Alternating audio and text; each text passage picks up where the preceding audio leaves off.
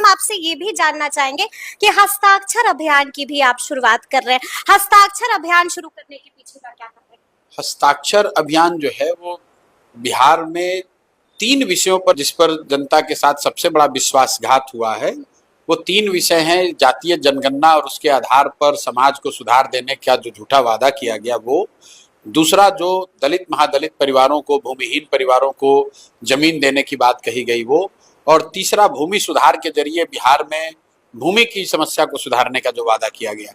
इन तीनों वादों पर जनता के साथ बड़ा विश्वासघात किया गया है। पिछले 4-5 सालों से समाज में हर जगह सामाजिक राजनीतिक चर्चा के केंद्र में ये 3 बिंदु रहे हैं।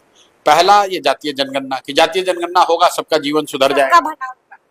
तो जातीय जनगणना तो भाई देश में जब होगा तब होगा, बिहार में तो 2 वर्ष पहले हो गया। होने के बाद बिहार सरकार ने ये कहा कि 94 लाख गरीब परिवारों को हम लोग 2-2 लाख रुपए देंगे। आज 2 वर्ष हो गए, 2 बजट आ गया, किसी को हम लोग की जानकारी में 1 रुपया भी नहीं मिला है। उसी तरह 2008 से सरकार ये कह रही कि दलित महादलित परिवारों के जो भूमिहीन लोग हैं उनको 3 डिसमिल जमीन दिया जाएगा घर बनाने के लिए।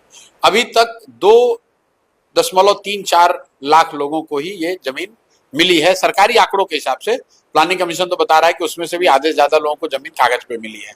और तीसरा, ये जो भूमि सर्वे का नया धन उगाही का सरकार का कार्यक्रम चल रहा है, इसमें कि भाई लैंड का डिजिटाइजेशन होगा, उससे भूमि विवाद खत्म हो जाएंगे, लैंड प्रोडक्टिविटी और वैल्यू बढ़ेगा। इसके नाम पर जो पिछले 4 वर्ष से डिजिटाइजेशन का काम चल रहा है, इसमें सरकार के जो अधिकारी हैं, मंत्री हैं, वंशावली बनाने के नाम पर, रसीद काटने के नाम पर, दाखिल खारिज जमाबंदी, इसके नाम पर हजारों करोड़ रुपए लोगों से वसूली हो रही है और कुल जमा 20% ही जमीन का भी डिजिटाइजेशन हुआ है।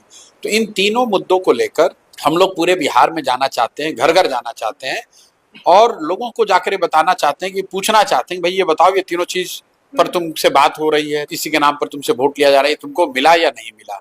और इसकी शुरुआत मैं नीतीश कुमार के गांव कल्याण बिघा से कर रहा हूं, क्योंकि अगर नीतीश कुमार के कहीं अगर ये स्कीम लागू हुई है तो नीतीश कुमार के अपने गांव में तो जरूर लागू हुई होगी।